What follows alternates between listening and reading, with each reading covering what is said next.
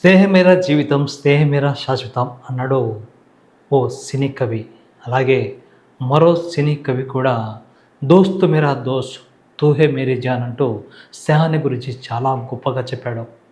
ఏదేమైనా ప్రపంచంలో అత్యంత తీయనిది స్నేహం అనే విషయాన్ని మన రచయితలు కవులు తమ పాటల ద్వారా, మాటల ద్వారా, ఆటల ద్వారా మనకు చెప్పారు. మరి ఈ విషయంలో ప్రస్తుతం రాజకీయ పార్టీలకు కూడా తమ యొక్క స్నేహితుల మధ్య ఉన్నటువంటి బంధాన్ని పోగొట్టుకోవడానికి ఏమాత్రం ఇష్టపడడం లేదంటే తెలుస్తుంది. పార్టీ ఏదైనా, గెలిచిన పార్టీ అయినా, ఓడిన పార్టీ అయినా అందులో మనవాడంటూ ఒకడు ఉన్నాడని చెప్పగానే చెప్తున్నారు కొందరు రాజకీయ నేతలు. మరి అసలు ఈ ఆటకు, పాటకు, స్నేహానికి, రాజకీయాలకు ఏమిటా అనే సంబంధం అని ఆలోచిస్తున్నారా? అయితే తప్పనిసరిగా మా ఛానల్ను సబ్స్క్రైబ్ చేయండి, షేర్ చేయండి, లైక్ చేయండి. ఓకే, ఇప్పుడు వివరాలకు వెళ్దాం. దోస్తు మేరా దోస్త్ తూ హే మేరీ జాన్ అంటే స్నేహానికి మించింది మరొక లేదు, స్నేహం అనే ప్రాణం అంటారు. కానీ ప్రస్తుతం రాజకీయ నాయకులు సైతం తమ యొక్క స్నేహాన్ని, తమ యొక్క స్నేహ బంధాన్ని ఏమాత్రం విడిపోకుండా పార్టీలు వేరైనా, అధికారంలో ఉన్నా లేకపోయినా మేమేంటి నడుస్తామంటూ ముందుకొస్తున్నటువంటి నేతలు మనం చూస్తూ ఉన్నాం. మరి దాదాపుగా దశాబ్ద కాలం పాటు అధికారంలోనికి రాకుండా దూరంగా ఉన్నటువంటి కొందరు నేతలు, అధికారాన్ని అంటిపెట్టుకున్నటువంటి కొందరు నేతలు ఇప్పుడు ఎన్నికల తర్వాత రాజకీయ పార్టీలు అధికారాన్ని కోల్పోవడంతో అధికార పార్టీ నుంచి ప్రతిపక్షానికి ఇప్పుడు అధికారం చేతిలోకి వచ్చింది. దీంతో నిన్నటి వరకు అధికారంలో ఉన్నటువంటి ఈ నేతలు ఇప్పుడు కనీసం పట్టుమని 24 గంటలు కూడా కాకముందే కొందరు నేతలు ఈ యొక్క వైసీపీ పార్టీలో కొనసాగి పదవులు అనుభవించి ఇప్పుడు టీడీపీ అధికారంలోకి రావడంతో వెంటనే ప్లేటు ఫిరాయించి గోడ మీద పిల్లిలాగా తక్షణమే అక్కడ వాలిపోయి శుభాకాంక్షలు చెప్పుకోవడం చాలా సహజం, సంతోషించదగ్గ విషయమే. అయితే ఎన్నికలు ముగిసి 24 గంటలు కాకముందే మరి కొందరు నేతలు చేసినటువంటి అత్యుత్సాహం రాజకీయాలను చీకొట్టే విధంగా ఉందనిపిస్తుంది. కానీ ఇక్కడ మాత్రం హర్షితగ్గ విషయం ఏమంటే ఎన్నటి వరకు అధికారంలో ఉండి ప్రస్తుతం ప్రతిపక్షానికి తక్కువగా ఇంకా ఉన్నప్పటికీ కూడా అందులో ఉన్నటువంటి పార్టీ నేతలను తమ స్నేహం కొద్దీ మరీ దగ్గరకు పిలుచుకొని తీసుకోవడం మంచి సంప్రదాయమే.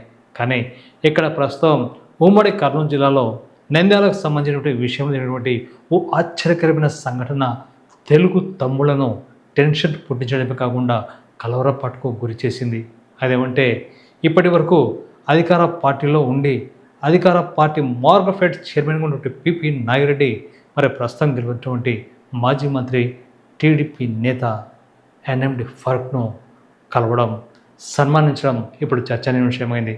కేవలం రిజల్ట్స్ అనౌన్స్ చేసి విజేతగా ప్రకటించి 24 గంటలు కాకముందే మరి దాదాపుగా అధికార పార్టీలో ఏ పార్టీ ఉన్నప్పటికీ ఆ పార్టీలో పదవులు పొందినటువంటి పిపి నాగిరెడ్డి ఇప్పుడు ఎన్ఎండి ఫరూక్ను కలవడం మరి చర్చానీయాంశంగా మారింది. ఇప్పటి వరకు నిన్నటి వరకు ఈ యొక్క అధికారం ఉన్నటువంటి వైసీపీకి ఎదుటి పోరాడినటువంటి తెలుగు తమ్ముళ్ళు ఇప్పుడు పిపి నాగిరెడ్డి ఫరూక్ను కలవడంతో కాస్త కలవరపాటుకు గురవుతున్నారు. కానీ వాస్తవానికి ఫరూక్ టీడీపీ నేత సంబంధించినటువంటి విషయం అందరికీ తెలిసిందే. అయితే పిపి నాగిరెడ్డి కూడా గతంలో టీడీపీలో ఉంటారు. ఇద్దరి మధ్య మంచి స్నేహ సంబంధం ఉంది. ఆ స్నేహాన్ని గుర్తు చేసుకొని పిపి నాగిరెడ్డి ప్రస్తుతం ఎన్ఎండి ఫరూక్ను విజేతగా దించేందుకు శుభాకాంక్షలు తెలిపి శాలువతో సన్మానించడానికి వచ్చారు. కానీ ఈనాటి వరకు వైసీపీలో ఉంటూ తమపై కక్ష సాధింపులు పాల్గొన్నటువంటి ఈ యొక్క పిపి నాగిరెడ్డిని కలవడం వెనుక టీడీపీ తమ్ముళ్ళు ఆశ్చర్యానికి గురవుతున్నారు. ఇలాగే కొనసాగితే తమ పరిస్థితి ఏమిటినా ఆందోళన కూడా వ్యక్తం చేస్తున్నారు. అయితే ప్రస్తుతం ఉన్నటువంటి టీడీపీ నేతలకు మాత్రం అవేమీ పట్టినట్టు కనిపించడం లేదని గుసగుసలు వినిపిస్తున్నాయి. ఎందుకంటే స్నేహం కొద్దీ ఆయన కల్చర్ కానీ పార్టీ నుంచి ఎలాంటి సహాయ సహకారాలు ఉండబో అన్న విషయాన్ని కూడా మరి ఫరూక్ స్పష్టం చేసినట్టుగా ఇరుగు పొరుగు ఉన్నటువంటి మనకు అందుతున్న సమాచారం. కానీ వాస్తవానికి టీడీపీ విజేతగా నిలిచినటువంటి ఫరూక్ సైతం ఇటు మీడియా ప్రకటన కూడా ఇంతవరకు చేయలేదు. అంటే తమ మధ్య స్నేహ సంబంధం కొనసాగుతుందని, తాము వైసీపీలో ఉన్నప్పటికీ అప్పటి పీపీ నాగిరెడ్డిని ఇప్పుడు పీపీ నాగిరెడ్డిని వేరని భావించకుండా స్నేహభావంగా తమ వంతు పూర్తి సహకారాలు అందించడానికి అన్ని విధాలా కృషి చేస్తారన్న భావన తెలుగు తమ్ముళ్ళలో వ్యక్తమవుతుంది. అందుకే వైసీపీ నేతకు టీడీపీ నేత హెల్పింగ్ హ్యాండ్ ఇస్తున్న విషయం ఇప్పుడు రాష్ట్ర వ్యాప్తంగా చర్చనీయాంశమైంది. త్వరలో రేపో మాపో మంత్రి బాధ్యతలు కూడా స్వీకరించబోతున్నటువంటి ఎన్ఎండి ఫరూక్ ఇప్పుడు పీపీ నాగిరెడ్డి నుంచి మరి కాస్త ఒత్తిడి ఎక్కువ ఉన్నట్టు తెలుస్తుంది. ఎందుకంటే ఎప్పుడో పార్టీలో చేరాల్సిన పరిస్థితి నుంచి ప్రస్తుతం ఎన్నికలు పూర్తయ్యే వరకు చూద్దాం చేద్దాం అంటూ ఆగి ఈరోజు ఎన్ఎండి ఫరూక్ గెలిచిన తర్వాత మరి వచ్చి శుభాకాంక్షలు తెలపడం ఇప్పటి వరకు ముఖ్యంగా నంద్యాల నియోజకవర్గంలోని గోస్పాడు మండలంలో వైసీపీ నేత పీపీ నాగిరెడ్డితో పోరాడినటువంటి కార్యకర్తలు నాయకులు ఇదేం రాజకీయం అంటూ కాస్త ఇబ్బంది పడుతున్నారు.